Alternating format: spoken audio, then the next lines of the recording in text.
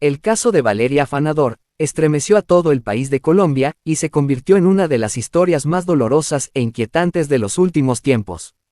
Valeria no era solo una niña más. Tenía 10 años, cursaba sus estudios en el Gimnasio Campestre Los Laureles, un colegio privado de Cajicá, en Cundinamarca, a pocos kilómetros de Bogotá. Era una niña especial en todo el sentido de la palabra. Nació con síndrome de Down, lo que hacía de su vida un camino lleno de retos, pero también de ternura, inocencia y alegría que iluminaban a quienes la conocían. Quienes compartieron con ella aseguran que era espontánea, cariñosa y que tenía una sonrisa capaz de desarmar a cualquiera. Sus padres, Manuel Afanador y su esposa, habían hecho de su crianza un ejemplo de amor y paciencia, acompañándola en cada paso, cuidándola con dedicación, enseñándole a ser independiente dentro de lo posible, pero siempre conscientes de que necesitaba supervisión constante. Valeria tenía también 3 hermanos menores, trillizos, a quienes adoraba y con quienes compartía la rutina familiar. El 12 de agosto de 2025, aquel día que jamás se borrará de la memoria, comenzó como cualquier otro. Valeria llegó al colegio con la esperanza de vivir una jornada tranquila de clases y actividades. El plantel educativo se encontraba en medio de extensos terrenos, rodeado de naturaleza, jardines y una cerca viva de arbustos que marcaba los límites del lugar. Para todos era un día normal, hasta que la normalidad se quebró de manera irreversible. Las cámaras de seguridad la captaron rondando cerca de esa cerca viva, entrando y saliendo en repetidas ocasiones. Sus movimientos eran los de una niña curiosa, que exploraba sin pensar en el peligro. Sin embargo, nadie, ni profesores, ni personal administrativo, ni los encargados de vigilancia, se percató de lo que estaba sucediendo. Nadie detuvo su andar, nadie la regresó a un lugar seguro. Minutos después, Valeria ya no estaba. Había desaparecido sin dejar rastro. Una niña de 10 años, en un colegio privado, bajo la mirada de adultos que tenían el deber de protegerla, se desvaneció como si la tierra se la hubiera tragado. La primera pregunta surgió con crudeza: ¿cómo pudo ocurrir semejante descuido? A partir de ese instante comenzó la pesadilla. Los padres fueron notificados tarde, según denunciaron. Cuando se dieron cuenta de que Valeria no aparecía, la desesperación se apoderó de todos. Lo que debió ser una tarde común se convirtió en una búsqueda frenética que rápidamente trascendió los muros del colegio. La comunidad entera se movilizó, vecinos, autoridades locales y medios de comunicación comenzaron a difundir su fotografía. El país entero se estremeció al conocer la noticia. Era imposible entender cómo una menor en condición de vulnerabilidad podía desaparecer dentro de un colegio privado, supuestamente seguro. El caso fue noticia en portadas nacionales e internacionales. Las redes sociales se llenaron de mensajes de apoyo, de cadenas de oración y de críticas hacia la institución educativa, a la que se acusaba de negligencia. Mientras tanto, los padres de Valeria recorrían cada rincón de Cajicá, se aferraban a la esperanza de hallarla con vida, de que en algún momento alguien la hubiera visto y pudieran rescatarla. Pero cada minuto que pasaba sin noticias era un golpe devastador. Las autoridades activaron protocolos de búsqueda. La policía, la defensa civil, los bomberos y hasta la Interpol se involucraron. Helicópteros, drones, perros entrenados y cientos de voluntarios peinaron la zona. Aún así, los días pasaban y la incertidumbre crecía. La comunidad no podía creer que el colegio no tuviera un control más riguroso. ¿Cómo nadie notó que Valeria salía una y otra vez hacia la cerca viva? ¿Cómo fue posible que una niña con síndrome de Down se moviera sola sin supervisión y nadie reaccionara? Las críticas llovían sobre la institución, mientras el dolor de los padres se hacía cada vez más insoportable. Las preguntas se multiplicaban. Valeria había salido sola del colegio. ¿Alguien la había ayudado? ¿Se trataba de un descuido o había una mano criminal detrás? La falta de respuestas alimentaba el misterio y el miedo. Cada nuevo día era una mezcla de esperanza y terror. La historia se convirtió en un enigma nacional. La imagen de Valeria, una niña sonriente con cabello oscuro y mirada dulce, comenzó a circular en todo el país. Los noticieros abrían sus emisiones con su caso, y la presión social sobre las autoridades aumentaba. Todos exigían respuestas, pero las horas seguían corriendo y la verdad parecía cada vez más lejana. El misterio había comenzado. La desaparición de Valeria Afanador no era solo una tragedia familiar, se estaba transformando en una herida abierta para toda Colombia. Una herida que pondría en evidencia negligencias, contradicciones y secretos oscuros que con el tiempo se irían destapando.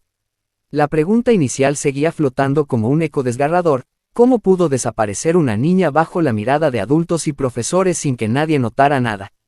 La desaparición de Valeria Afanador no fue un hecho aislado ni un simple descuido. Desde el primer minuto en que se confirmó que la niña de 10 años no estaba dentro del colegio, el país entero comenzó a sentir una mezcla de desconcierto y horror.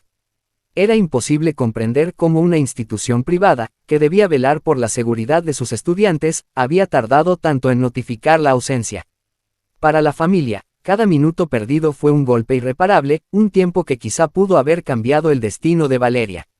Los padres, al recibir la noticia, entraron en una espiral de angustia que solo iba en aumento. Manuel Afanador, el padre de la niña, no entendía cómo el colegio no se había percatado de la situación de inmediato. Las autoridades educativas fueron señaladas de negligencia, pues al tratarse de una menor con síndrome de Down, los cuidados debían ser redoblados. Esa demora en actuar generó una cadena de reproches y acusaciones que aún hoy siguen resonando. La búsqueda comenzó con fuerza. Policía, ejército, defensa civil, bomberos y voluntarios se unieron en una operación que parecía sacada de una película. Helicópteros sobrevolaban la zona, drones rastreaban desde el aire, perros entrenados husmeaban cada rincón, y brigadas humanas recorrían los alrededores del colegio, los campos y hasta las orillas del Río Frío. La Interpol emitió una alerta amarilla internacional, como si Valeria pudiera haber sido sacada del país. Todo esfuerzo era poco, toda pista se analizaba, cada rumor era investigado. Los días se volvieron interminables. Cada mañana amanecía con la esperanza de encontrarla viva, y cada noche cerraba con la cruel realidad de que Valeria seguía desaparecida. La angustia se expandió como un virus por Cajicá, por Cundinamarca y por toda Colombia. Las redes sociales se inundaron con su rostro, cadenas de oración se organizaron en parroquias y plazas, y los medios de comunicación mantenían el caso como titular principal. La tensión crecía con cada hora que pasaba. Los rescatistas regresaban de largas jornadas sin resultados y la frustración se apoderaba de todos. Para la familia, cada silencio era insoportable, no encontramos nada, era como un puñal. La incertidumbre era un enemigo invisible que los desgastaba poco a poco. El colegio, mientras tanto, estaba en el ojo del huracán. Padres de otros estudiantes exigían explicaciones, los directivos daban comunicados que no convencían a nadie, y la sociedad pedía justicia. Se hablaba de negligencia, de descuido imperdonable, de fallas en los protocolos de seguridad. El dolor de la familia se mezclaba con la indignación colectiva. Así transcurrieron 18 días que parecieron una eternidad. 18 días de marchas, cadenas humanas, rezos, búsquedas infructuosas y un país entero en vilo. Cada minuto sin Valeria era un recordatorio de la fragilidad de la infancia frente a un sistema que prometía cuidado, pero que falló en el momento más importante. Y entonces, el 29 de agosto de 2025, todo se quebró. La noticia cayó como un mazazo imposible de asimilar. El cuerpo de Valeria había sido encontrado en el Río Frío, a pocos metros de donde desapareció. Un silencio pesado se apoderó de Cajicá. Las lágrimas corrieron, los gritos de dolor se escucharon en cada rincón. La esperanza se había extinguido. La imagen de rescatistas cargando una pequeña camilla cubriendo lo que quedaba de ella quedó grabada en la memoria de quienes la vieron. El país entero lloró a una niña que no debió morir, a una familia destrozada y a una verdad que todavía se resistía a ser contada. La angustia se había transformado en tragedia. Lo que comenzó como una búsqueda desesperada terminó con el hallazgo que nadie quería confirmar. La pregunta ya no era dónde estaba Valeria, sino cómo había llegado hasta allí y por qué nadie pudo evitarlo. El 30 de agosto, apenas un día después de que el cuerpo de Valeria fuera hallado en las frías aguas del Río Frío, el Instituto Nacional de Medicina Legal entregó su dictamen. La causa de muerte, según el informe oficial, fue clara y contundente: ahogamiento. No había signos de violencia sexual ni rastros de golpes fatales que explicaran otra hipótesis. En teoría, todo apuntaba a un accidente trágico, una caída desafortunada al río que terminó arrebatándole la vida. Sin embargo, lejos de cerrar el caso, las conclusiones oficiales abrieron más dudas que certezas. Los padres de Valeria recibieron el dictamen con incredulidad. ¿Cómo aceptar que su hija, una niña que había desaparecido en un tramo del río ya revisado minuciosamente por buzos, rescatistas y perros entrenados, hubiese permanecido 18 días allí sin ser encontrada? Resultaba desconcertante que, tras tantas jornadas de búsqueda, el cuerpo apareciera justo a pocos metros del punto inicial de desaparición, como si hubiera estado oculto o fuera depositado después. Esa sola circunstancia levantó una nube de sospechas que todavía pesa sobre la investigación. Pero lo que más llamó la atención fueron los detalles físicos descritos en la autopsia. Aunque el dictamen oficial insistió en que no había huellas de violencia sexual, el informe hablaba de heridas visibles en el tórax y en una mano, marcas que, según la familia, parecían haber ocurrido en vida. Los peritos no lograron explicar de forma contundente el origen de estas lesiones. Fueron producto de una caída accidental al río, del impacto contra las rocas o de algo más. La falta de claridad en este punto encendió las alarmas y profundizó la desconfianza hacia las autoridades. Para la familia, las conclusiones parecían incongruentes. Si no había violencia sexual ni signos claros de agresión, ¿cómo explicar las contusiones? ¿Por qué descartar otras hipótesis tan rápido? A su juicio, la investigación se apresuró en cerrar caminos alternativos que podrían haber arrojado luz sobre lo sucedido. Y es que, aunque el ahogamiento fue la causa de muerte establecida, ese dictamen no respondía a las preguntas esenciales. ¿Cómo llegó Valeria al agua? ¿Qué pasó en esos primeros minutos cruciales? ¿Quién o qué fue responsable de que permaneciera desaparecida tanto tiempo en un área supuestamente vigilada? La comunidad también compartía esas dudas. Vecinos, familiares y hasta expertos en rescates fluviales coincidían en que el río había sido inspeccionado en repetidas ocasiones y no era lógico que un cuerpo permaneciera oculto tanto tiempo sin salir a la superficie. En este punto comenzaron a surgir teorías. Algunos hablaban de posibles fallas en el operativo, otros se atrevían a insinuar que Valeria pudo haber sido movida o retenida en otro lugar antes de aparecer. El dictamen, lejos de calmar la tormenta, la intensificó. Si bien descartó un crimen sexual, dejó la puerta abierta a un escenario de misterio e incertidumbre. En la práctica, cada palabra del informe generaba nuevas preguntas y alimentaba la idea de que la verdad completa seguía oculta bajo las aguas del río Frío. La autopsia, que debía poner fin al doloroso rompecabezas, terminó siendo la pieza que abrió un abismo de sospechas. Y es que cuando la ciencia no logra dar todas las respuestas, la duda se convierte en el único refugio posible para los que claman justicia. Con el dictamen en mano, la familia de Valeria Afanador se negó a aceptar que todo quedara reducido a un accidente. Para su padre, Manuel Afanador, la versión oficial tenía demasiados vacíos. Él sostiene que su hija no podía haber salido sola del colegio. Valeria era apenas una niña, y el entorno del río no era un lugar al que ella se aventurara sin compañía. Alguien tuvo que haberla acompañado o permitido que saliera, dijo con firmeza. La idea de que todo se tratara de un simple descuido le resultaba imposible de aceptar. El abogado de la familia también alzó la voz. Señaló que las heridas en el tórax y la mano de Valeria no podían ser tomadas como un detalle menor.